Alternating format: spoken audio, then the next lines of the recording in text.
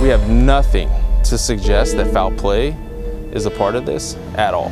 If she was driving out around the Delta anywhere, there are so many bodies of water. All right, we're on the car, and this is going to be a week like you've not seen from us in a really long time. We have 7 missing people that we were looking for. One of them being Julie Vessigault. Now today we start our morning bright and early where we found a Toyota Camry in the water right here. We're also looking for Norma and her 2 kids who went missing on the south side of Sacramento. We're also looking for John Atkins, Yuri Cantu, Carmen Nilsson. We're gonna go into a lot further detail on all of these. Now the thing is, we also have Mickey and his company, A1 Towing from Elk Grove, who has volunteered to be a part of this week with us, to where we're not just looking for people, but every day we're gonna be pulling a vehicle out to help clean up the environment. This vehicle right here, completely silted in. We don't know if anybody's inside. Let's see if by chance somebody happens to be in this Camry today. A missing Elk Grove woman, last seen in January, has family and investigators asking questions about her disappearance. There's been nothing, absolutely nothing since the day that she went missing. There was no indication whatsoever that, I knew she was struggling, but there was no indication at all that she was going to up and disappear on her own. She was very trusting as I've listened to you both talk. Can you explain to me a little more about her personality and why she was living in her car at times? She truly did trust everyone, even when there was possibly a reason not to trust them. She always thought the best of them. So her being in a car, that was nature, because she went from air show to air show. And she just made it a habit to sleep in her car. I just think that maybe she did have someone she was helping. That's her nature. She helps, and to a fault. She tries to help people. Even if she didn't have it, she would somehow try to help someone get what they might have needed. I am curious about her car, Melanie. It was seen on that surveillance video. Has nothing of the car turned up anywhere, anytime? Nothing. That's a big missing piece of this puzzle. We're kind of going off of looking at all your locations in town. Everything's surrounded with houses and closed off cables. So I don't think that Julie's going to be right there in Elk Grove area. And so, So really, like I said, we're working this theory that is the closest boat ramp. And then on Sunday, we're going to work the theory as that she took a drive down towards Walnut Grove, and that she was just going for a drive, and then she was going to take River Road back up to the north into Elk Grove, and that she might have just ended up off the road into the river there. All right, perfect. All right, I will. If you need anything, call. This is my work cell phone. Okay. So you can call me here. Like I said, I'm on duty, so if anything comes up, just give me a call. All right, we'll do. Appreciate it. All right, thanks. Bye-bye. Thanks, bye-bye. So that is the CSO Catelli for Elk Grove. So her department is taking the lead for Julie, who's missing from Elk Grove. So we're keeping her updated. We're also keeping her supervisor, the detective, I want to say his name is Brian. Anyway, we're keeping him updated that we'll call him directly in the event that we find Julie's car today, and then just coming up with the game plan for the rest of the week as to if we don't find her in this stretch, where we're going to be heading down to is the Walnut Grove area, and then working our way north. And what we're really doing with this river is, because the river is actually not flowing very much today, which is nice, but this is also a tidal river. Now, for our scanning, to have the best possible scan throughout our entire days, we want to be going against the current, because we don't want to be picking up speed. We want to be in full, complete control as we're heading upriver. So that's why we're going to put it in at the boat ramp, heading to the Freeport Bridge. Why are you bleeding already? Already? Yeah. Where? Your whole leg is bleeding. Oh, geez. Oh, so Matt took a tumble the other day. He decided to come over with his new e-bike, and he decided to try to keep up with me. And it didn't go too well for him. I think I got an A+ for way more airtime than you had. you did get more airtime than me. This is actually an injury from the trailer. Fixing the roller, I had to crawl on my hands and knees. All right, so what I'm gonna do on this one, Matt, is because the river's flowing this direction, I'm gonna scan downriver, probably 200-300 yards, since we've not covered anything this direction, just to make sure I don't miss anything that might have come off of this direct ramp here.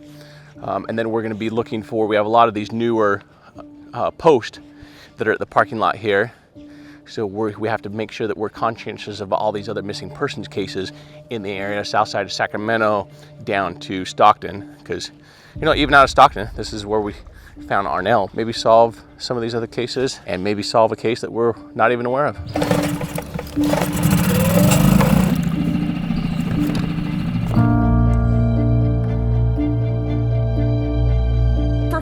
Who have all but given up on finding their loved ones, this team is a last hope.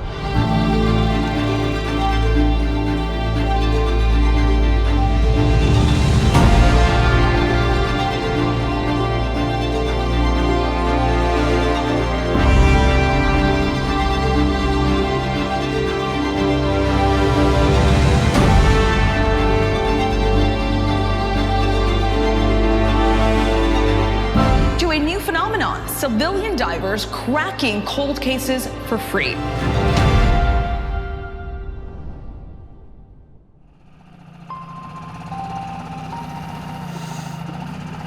Oh yeah, that's only 3 feet of water there. So it looks like today we might have like a good 2 to 3 feet of visibility. Is that good? It's better than 12 inches.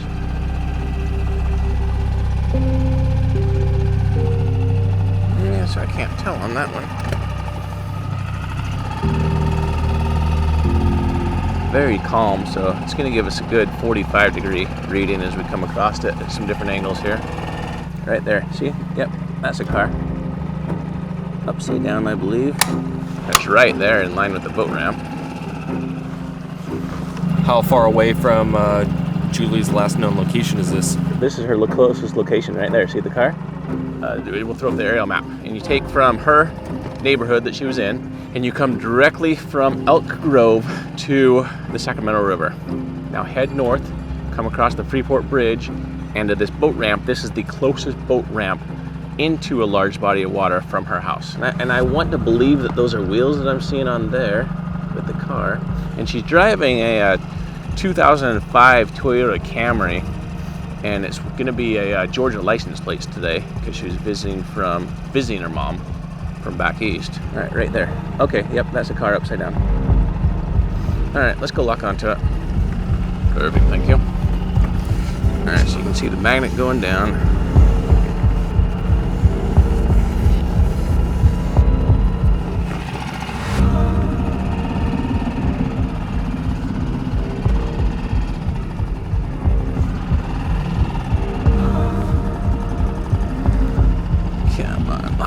Yeah, there's a good shot of it there.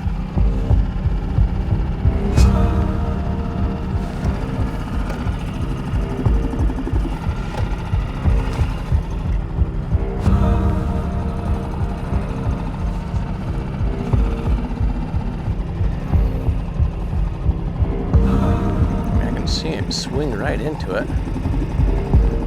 He's just not grabbing it.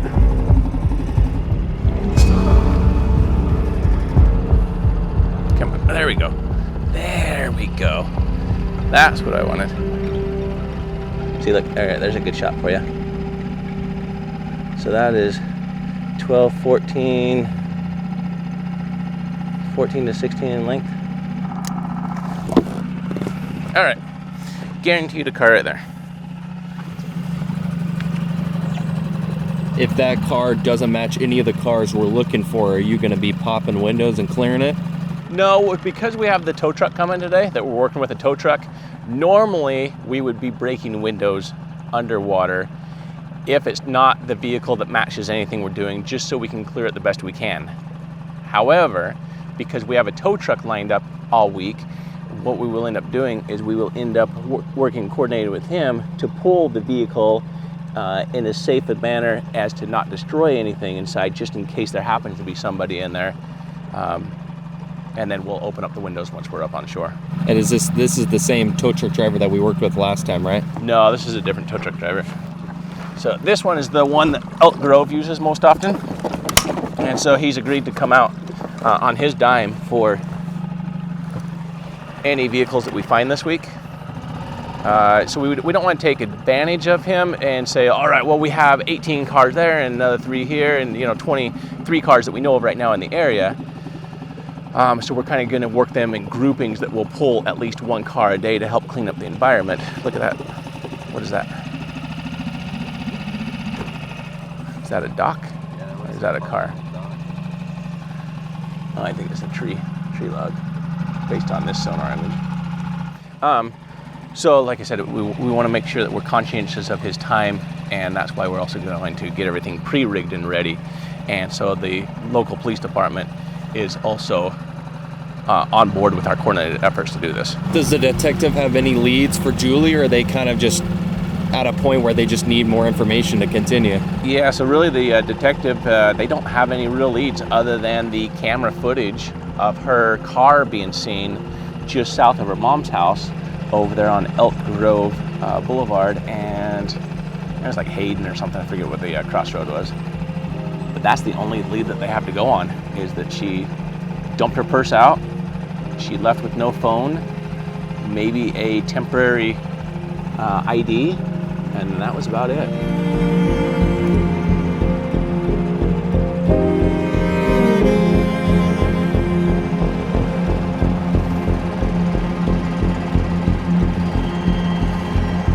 Double check this. Now remember, we're looking for a car from 1973. So it's gonna look something like this. They're expecting John to be on the other side of the river, but this is something we wanna pay attention to, is it's gonna be very rotted out like that. So let's see where that was at. That's gonna be one of those cars to where we may not even be able to identify it if we do find it. Is that the GMC Sprint? Yeah. It's like a fancy El Camino? Yeah, I mean, that's how we'll be able to identify it, is at least we'll have that. It's, okay, it's not a 4-door sedan. Yeah, really unique car too, unique shape. Yeah. I mean, how long has he been missing? Like 40 years? 1973. Wow. So that is going to be... It's 51 years. Yeah, 50 to 51 years old. So I'm going to run this up just past the end of the park here. Yeah, I'll switch over to my hat too. Your hat's kind of big. Ah, oh yeah.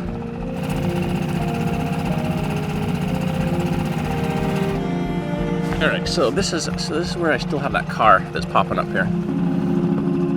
I swear it's an old car, old truck, old Sprint, old El Camino. Almost looks like it has a bed on it. So really interested in that. If you look up past that tree before those barricades went in there, that's where this car came off. I think that's it right there. So kind of in line with that stump. And yeah, like that right there. I think you can barely see it. All right, right there.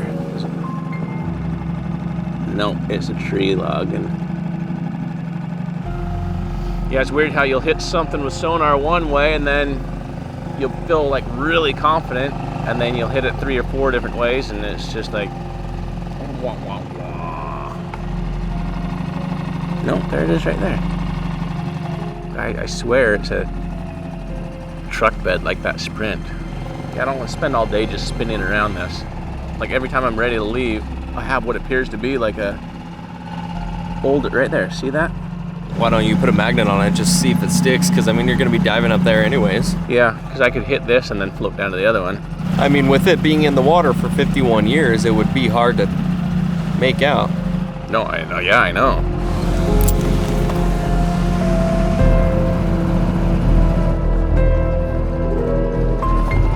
All right, so we just went right over the top of it, so it's kind of like right in this area.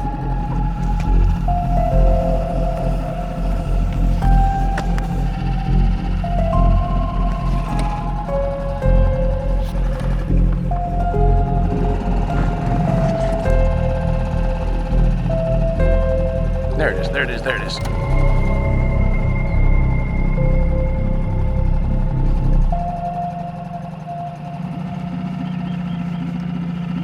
Alright, so.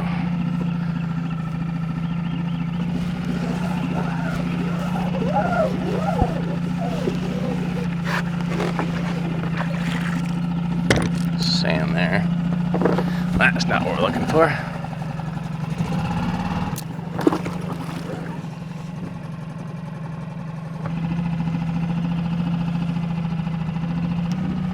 There we go. That's nice. All right, let's see what we have. Oh, a stick, great. I know I don't just have a stick down there. But so far we don't have indications of a car yet.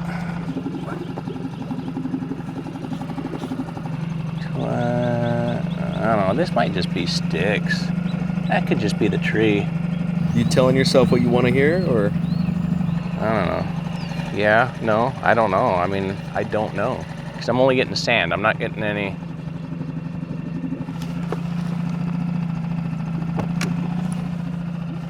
So we're gonna keep this in mind, and then we'll come focus more on it if we don't find them on the other side.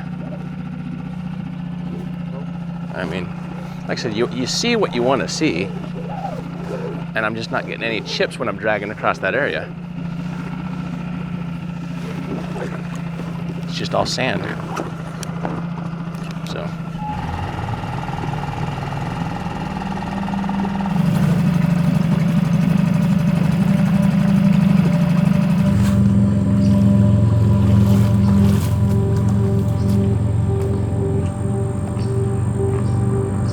Put a swimsuit on and a pair of socks, and then I think I'll be fine from there.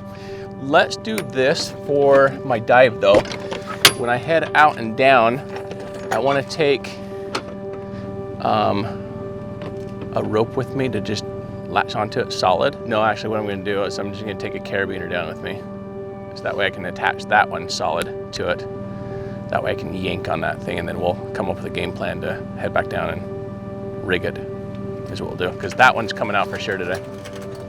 We got 3,300 in each tank, full batteries on everything. And this is gonna go in like this.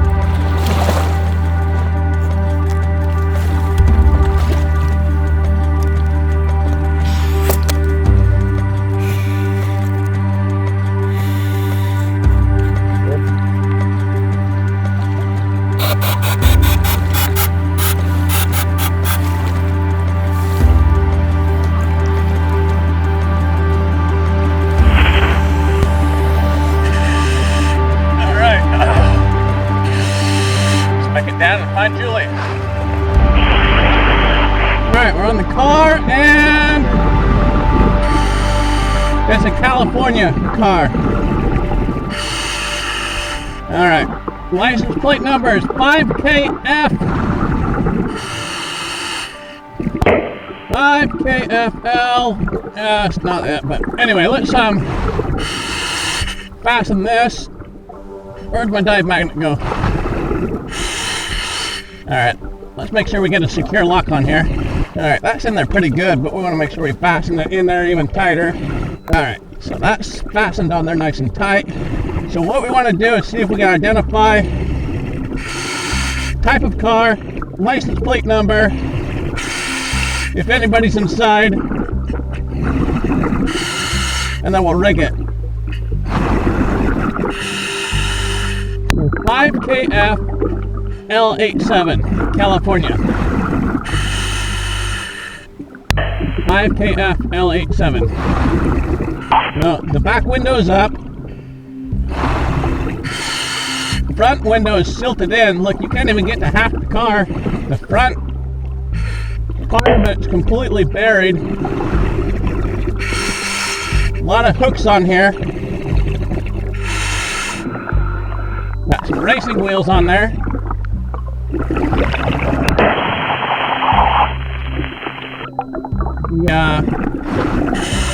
passenger, or the driver, let's see, that'd be the passenger. Window you can't get to.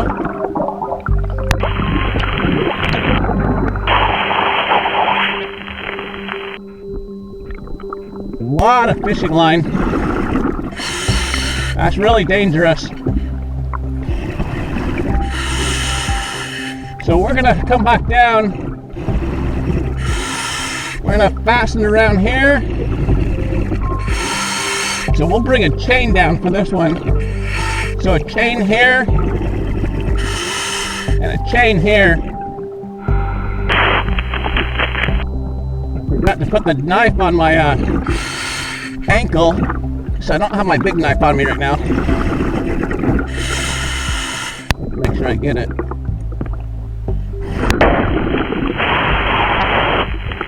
$5KF L87. I can't get this plate off, so the driver's side completely buried in the silt. Every window is buried, so can't tell. We can't clear it until we pull it. So, What kind of car? oh shoot! It was a oh gosh. Now I forget. Don't pull a map. You can't forget stuff in 30 seconds. No, I totally forgot what it was. Was it a sedan? But yeah, it's a four-door car. I want to say it's a Toyota Camry, just the wrong one we're looking for, or something similar. I totally went around. What happened is I got sidetracked on the racing wheels, so they're like a 5-spoke wheel. It's a Corolla. I want to say it's a Corolla or Camry. So yeah, when I first landed on it, I was like, oh yes, and then California plate on there.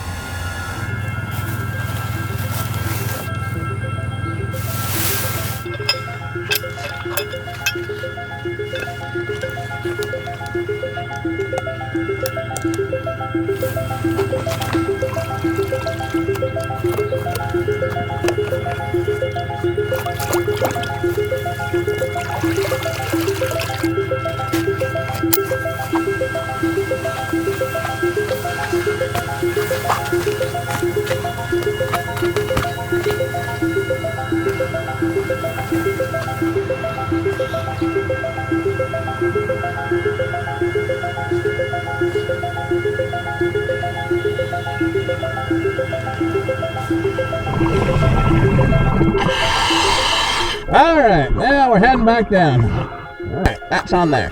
Easy.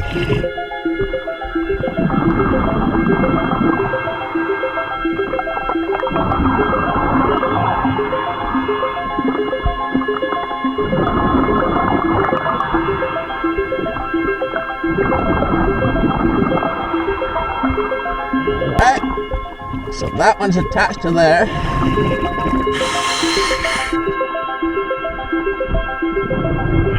Alright, let's go through there. Alright, there we go.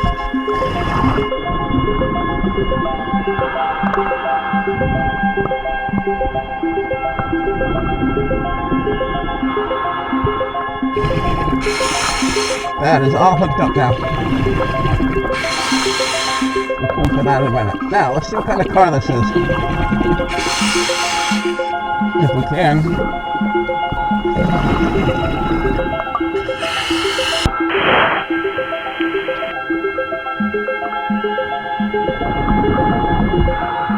Oh yeah, it's a Camry.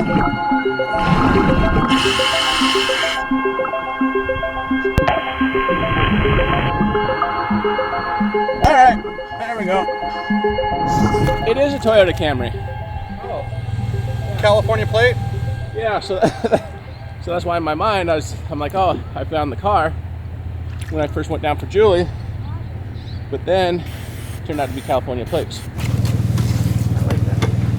I have it rigged and ready to go now if you guys are ready, period. If not, we can stick with the 3 o'clock plan. Let me know, period.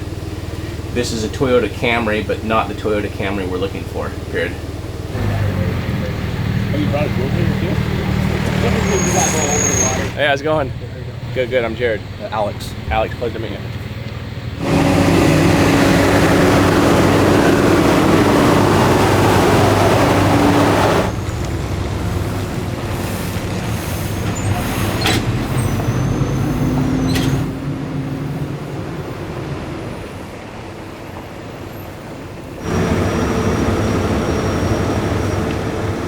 Ricky, how you doing?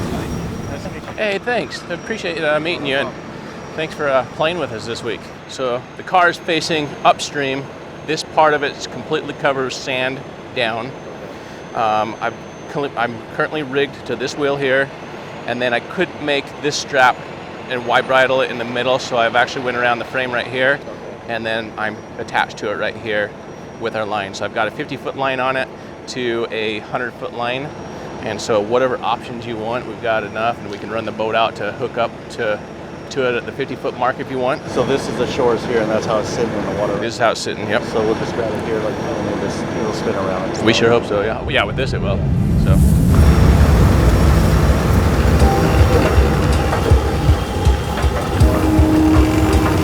Do you want to pull cable all the way out to that other rope you said? Yeah, I think that'd be good. Where the buoy's at is where I've got the 50 and the 100 attached to it.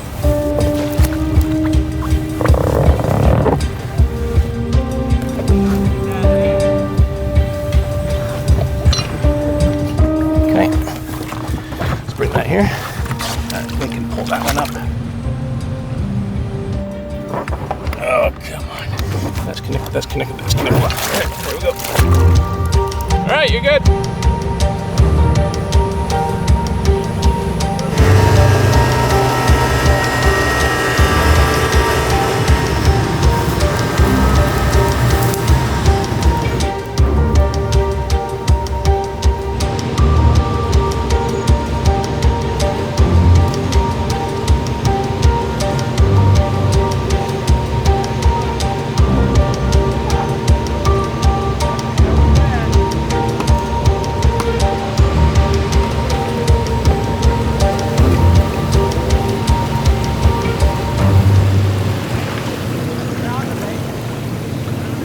Hey, that's not a Camry, is it? This isn't even close to a Camry, Jared. I'm just gonna say underwater. Okay, it looked like a Camry, because as I'm over here, and I'll show you where I thought that it was and where it said it. C-O-R-V, it totally said Camry underwater though. What's this? What's these 4 tailpipes in the middle? Listen, I don't know Camrys. Maybe Mom souped up her Camry. Look at that.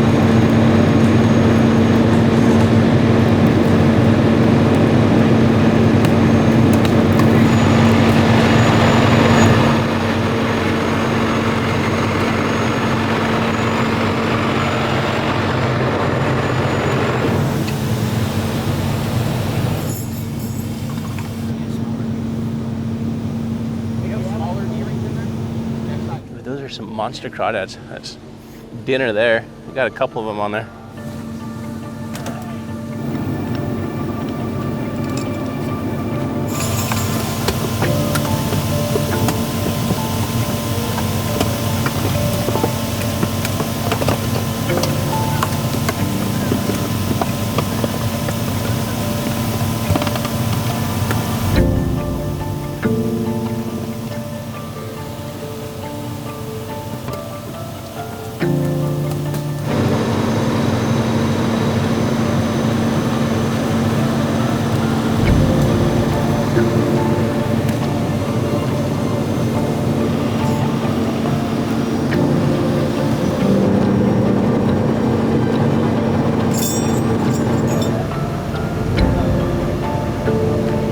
Today's been such a hectic day already. We really haven't had time to break down each one of these cases for you. So while they're bringing the other tow truck in, so that way they can put it on the flatbed. In fact, I think they have to lift it up and over. Let's just kind of go through how our week is going to go and who we're looking for and more details. So first of all, we have Julie Margaret Vessigault. And I'm sorry to her friends and family if I messed up the pronunciation. Julie was last seen in Elk Grove, California around 1:30 p.m. on Wednesday, January 23rd of this year, 2024. At around 12:30, she got to her mother's home, dumped her purse out, grabbed an ATM card and possibly a California temporary license, put the rest back in her purse, and without saying where she was heading, according to her mom's caregiver, Julie has done that before, and she's always returned 2 or 3 hours later, except for this time. She never returned. And so as we break down the day, you know, and I was talking to the detective and the family, they said, you know, even though she was having like car problems and some depression might have been going on, they didn't indicate that she would be, you know, a self-harm individual. But, you know, we have to look at every possible scenario because Julie and her car have not been found in 7 months. And so this boat ramp, the Clarksburg boat ramp, is the closest boat ramp to Julie's house, or to Julie's mom's house that we were talking about this morning.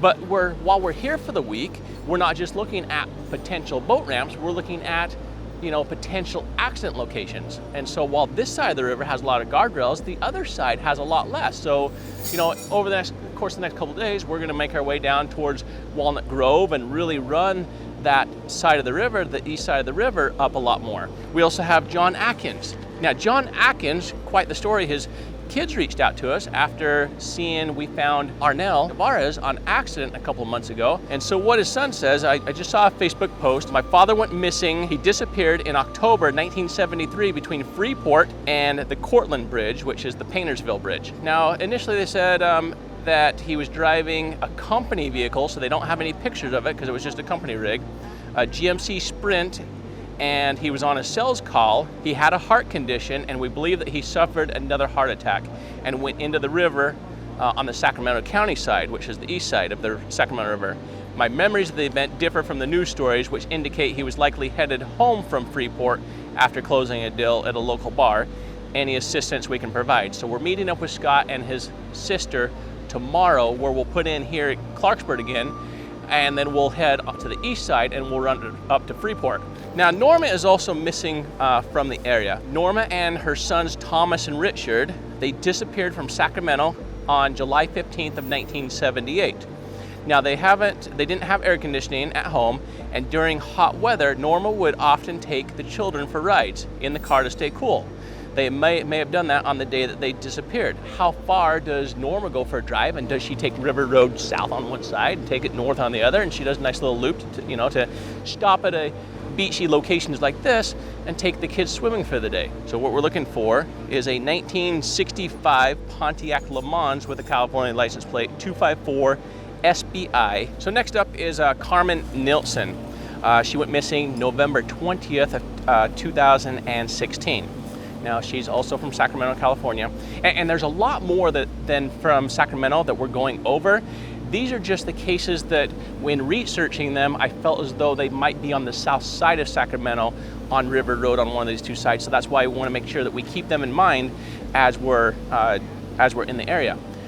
But this trip also is going to be a lot different because Mickey and his company, they've stepped up A1 Towing in the area, and they are helping to pull out every single one of the vehicles that we end up hooking up to this week free of charge to help clean up the environment. So a big shout out to A1 Towing. They're doing it on their dime, we're doing it on our dime, so everybody's coming together to help clean up the environment. So if you need a good tow truck company in the Sacramento area, Elk Grove area, make sure that you look them up, support them like they're out here supporting us. Now, jumping back over here to Carmen. So she was last seen in Sacramento, California at 2:30 p.m. on November 20th, 2015. She was driving southbound on River Road, so River Road right here, in a silver 2012 Honda Civic with the California license plate number 6XBB720. And then the last one that we're working on is Uriel Cantu, went missing November 26 of 2006 from Thornton, California. Now the thing is, and listen to this, he left, leaving the home that he shared with his girlfriend of 2 months. He was en route to Washington State to pick up a paycheck, but he only took enough clothes for 2 days. He's a citizen of Mexico and has no family in the US. So here's the thing on that one. Was he really going to Washington to go pick up a paycheck? how big was the paycheck? Was it even worth going to Washington to pick up a paycheck? Because that's going to cost you, I mean, back then, it's going to take you 2 to 3 tanks of gas each way. Again, I don't know how big the paycheck is and why it couldn't have been sent. So then it comes to, I have to speculate a lot on everything that we do. And part of the speculation is, did he even have a paycheck to go pick up, or was it just like, this was the end of the road for him to where he was lying to his girlfriend the entire time. He didn't have a paycheck, he didn't have a job, felt worthless. Again, I'm only making this up, I have no idea. And what if he ended up over here at one of these pullouts that we identified for Julie, where he could have just driven off into the river? So that one, we don't even have a vehicle associated with him, but we do need to be aware that we're looking for this gentleman right here. So, hey, we're gonna return to the car being flipped, being put on the tow truck, and we'll continue on our day from there.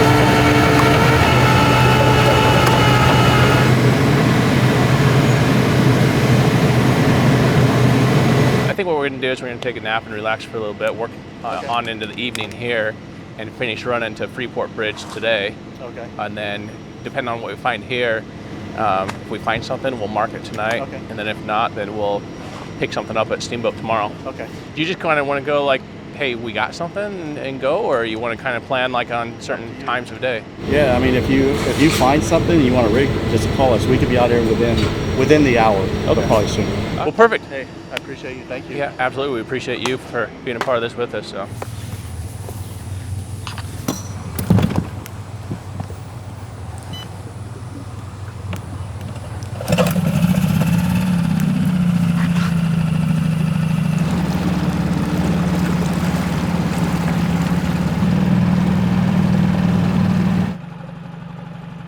All right, so there's a car right there. Look at, oh! That looks like a Sprint. That's your Sprint right there. Wow. He disappeared in October 1973 because he was driving a GMC Sprint. He had a heart condition and we believe he suffered another heart attack and went into the river on the Sacramento side.